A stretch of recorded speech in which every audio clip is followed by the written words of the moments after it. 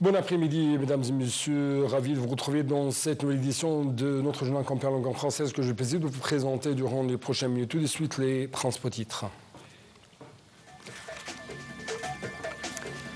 Le Premier ministre Moussa Madbouli affirme que le projet de construction de terminal 4 à l'aéroport international du Caire est l'un des projets stratégiques. La session extraordinaire de l'Organisation de la coopération islamique à Jeddah est centrée sur les atrocités israéliennes et la catastrophe humanitaire à Gaza. Enfin, le 22e convoi à Zad el-Izza d'Égypte à Gaza en direction du pont de passage de Kalma Bousselem est en route vers la bande de Gaza.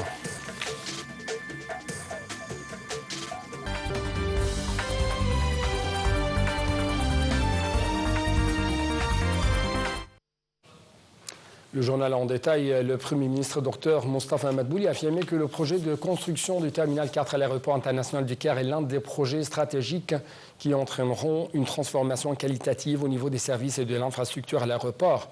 Lors d'une réunion tenue à New Alamein pour suivre ce projet, M. Madbouli a indiqué que ce projet devrait devenir un modèle de référence en matière de conception et d'exploitation des aéroports dans le monde entier.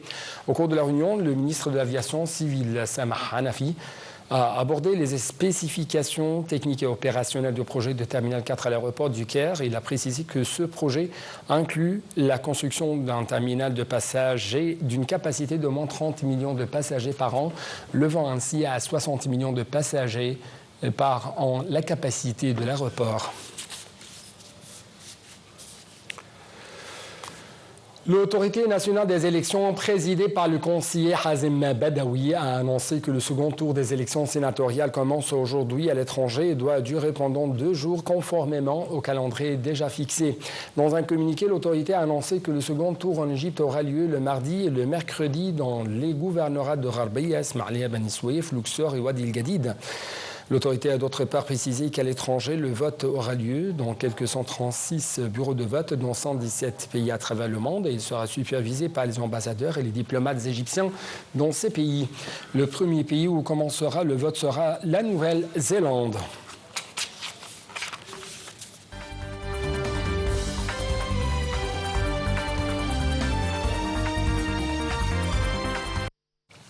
Sur la scène régionale, début aujourd'hui des travaux de la session extraordinaire de l'Organisation de la coopération islamique dans la capitale saoudienne Jeddah.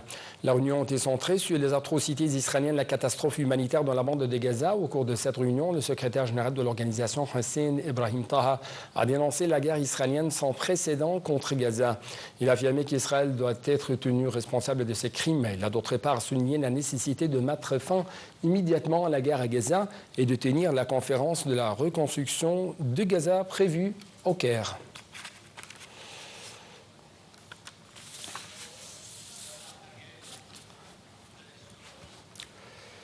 Lors de sa participation à la session extraordinaire de l'Organisation de la coopération islamique, le ministre égyptien des Affaires étrangères, Badr Abdelghati, a souligné que son pays dénonce catégoriquement l'expansion des opérations militaires israéliennes dans la bande de Gaza, négligeant toutes les tentatives des médiateurs en faveur d'une accalmie et d'un cessez-le-feu.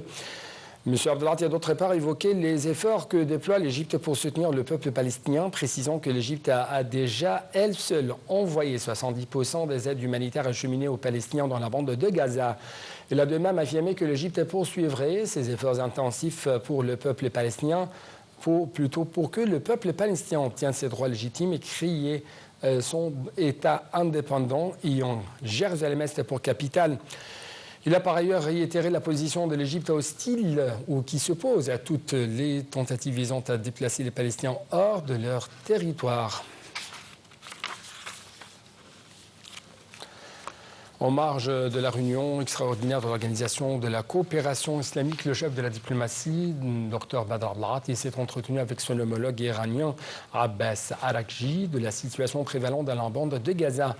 Au cours de l'entretien, Abdelghati a abordé les efforts déployés par l'Égypte en faveur d'un cessez-le-feu ainsi que la proposition présentée par le Caire et Doha sur un accord de cessez-le-feu afin de soulager la souffrance des Palestiniens à Gaza et afin de garantir l'entrée de l'aide humanitaire. M. Abdelati a d'autre part réitéré la position ferme de l'Égypte envers la situation au Liban, soulignant à cet égard la nécessité de la fin des ingérences étrangères du retrait israélien des 5 points occupés, conformément aux résolutions internationales. Toujours en marge de cette réunion de ministres des Affaires étrangères de l'Organisation de la coopération islamique, le chef de la diplomatie égyptienne, Dr Badr Abdelati, a eu des consultations avec son homologue turc Hakan Fidan. Les deux ministres ont affirmé le rejet de l'agression israélienne en cours dans la bande de Gaza et la nécessité d'une intervention efficace pour y mettre fin. Ils ont également souligné la nécessité de mettre un terme aux politiques de famine et de massacres systématiques de civils en violation flagrante du droit international et du droit international humanitaire. Ils ont de même condamné avec la plus grande fermeté les projets d'expansion des colonies en Cisjordanie. Pour sa part, Abdelati a passé en revue les efforts déployés par l'Égypte en coordination avec le Qatar afin de parvenir à cesser le feu, soulignant l'importance d'intensifier la pression sur Israël pour qu'il accepte l'accord proposé, en particulier après l'accord de Hamas.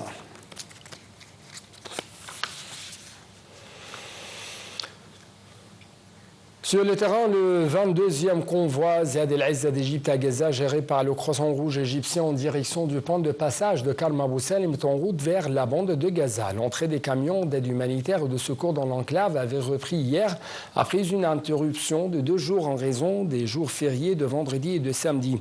Selon une source au point de passage de Rafah, le convoi transporte d'importantes quantités de nourriture, de farine, des fournitures médicales et humanitaires, ainsi que d'autres produits de première nécessité pour soulager les souffrances des habitants de Gaza.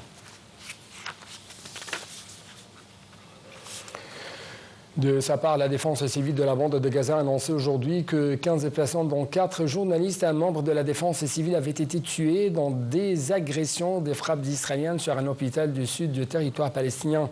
Le porte-parole de cette organisation a rapporté 2 agressions israéliennes sur l'hôpital Nasser de Khan Younes. D'autre part, des sources médicales dans la bande de Gaza ont annoncé la mort de 11 Palestiniens, dont 2 enfants, en raison de la famine, de la malnutrition enregistrés par les hôpitaux de la bande au cours des dernières 24 heures.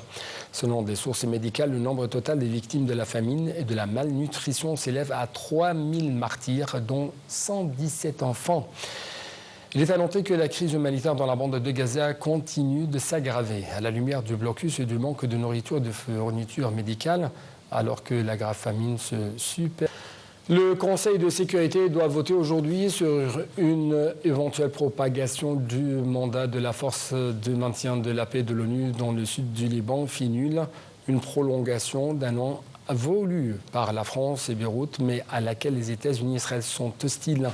Les 15 membres permanents et non permanents du Conseil avaient commencé la semaine dernière des discussions autour d'un projet de résolution présenté par Paris et qui vise à renouveler ce mandat dans les quelques 10 800 casques bleus qui font tampon entre Israël et le Liban depuis mars 1978. Le texte de la résolution propose de prolonger la présence de la FINUL jusqu'au 31 août 2026, tout en exprimant l'intention du Conseil de sécurité de travailler au retrait. L'objectif est le seul, le gouvernement libanais assure la sécurité dans le sud du pays. Avec plus de précision, le texte de la résolution propose de prolonger la présence de la FINUL jusqu'au 31 août 2026, tout en exprimant l'intention du Conseil de travailler à un retrait de la FINUL, avec l'objectif que seul le gouvernement libanais assure la sécurité dans le sud du pays.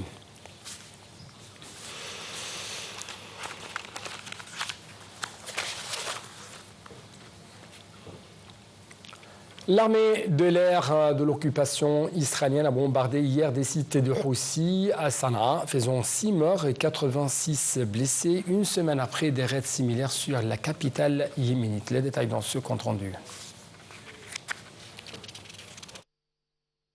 Agression israélienne sur la capitale Sanaa, la capitale au mains des Houthis, c'est ce qu'a écrit la chaîne des Houthis.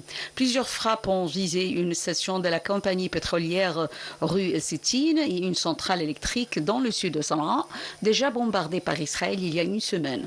Le ministère de la Santé a fait état d'un bilan de 6 morts et 86 blessés, dont 21 dans un état grave. Après les frappes, le premier ministre israélien Benjamin Netanyahu a prévenu que les Houthis paieront un prix très élevé pour leur agression contre l'État d'Israël, alors que les Houthis ont averti qu'ils riposteront à l'attaque israélienne. Le ministère israélien de la Défense a diffusé une photo montrant le Premier ministre Benjamin Netanyahu, le ministre de la Défense Israël Katz et le chef d'état-major, le lieutenant-général Herzi Alveni, suivant l'opération militaire au Yémen depuis un bunker de commandement. Outre les tirs contre Israël, les Houthis ont repris en juillet, après une pause de plusieurs mois, leurs attaques au large du Yémen lancées après le début.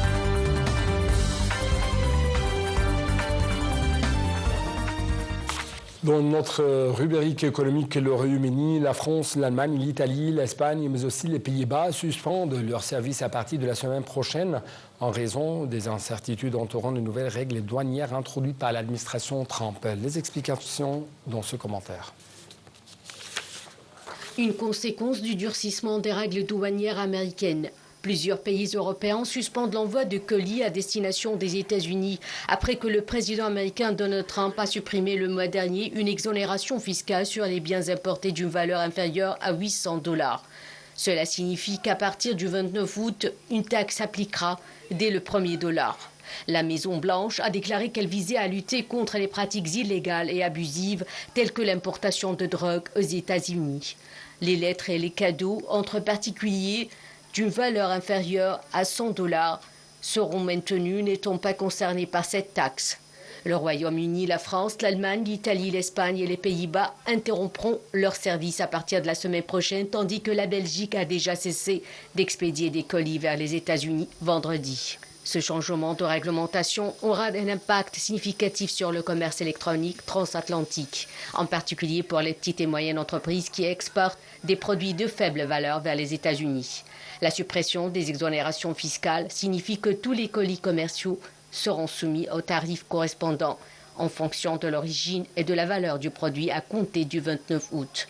L'annonce de Trump intervient après que les États-Unis et l'Union européenne ont conclu un nouvel accord commercial mettant fin à plusieurs mois de tensions.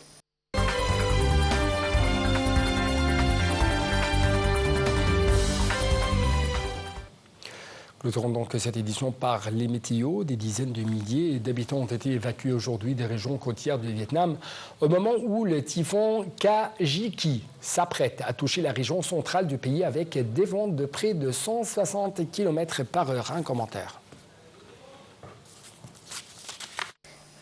Kajiki, le 5e typhon, a frappé le Vietnam. Cette année se trouve actuellement en mer, déchaînant le golfe du Tonkin avec des vagues atteignant jusqu'à 9,5 mètres. Le typhon devrait toucher terre à 6 heures GMT avec des vents de 157 km/h selon le Centre national de prévision hydrométéorologique du Vietnam. Les autorités ont indiqué que quelques 325 500 personnes de 5 provinces côtières doivent être évacuées vers des abris temporaires dans des écoles et des bâtiments publics. Le centre-ville de Vinh, ville côtière du centre du pays, a été inondé pendant la nuit. Le matin, les rues étaient globalement désertées et la plupart des magasins et des restaurants fermés. Les commerçants et les habitants avaient également protégé les entrées avec des sacs de sable. Alors, près de 30 000 personnes avaient été évacuées de la région et 16 000 militaires avaient été mobilisés. Par ailleurs, 2 aéroports domestiques étaient fermés et tous les bateaux de pêche situés sur le chemin de typhon ont été rappelés au port. La tempête devrait néanmoins considérablement perdre en intensité après avoir touché terre. Plus d'une dizaine de vols intérieurs au Vietnam ont été annulés dimanche, tandis que l'île de Hainan, en Chine, a évacué 20 000 habitants au moment où le typhon est passé sur la côte sud.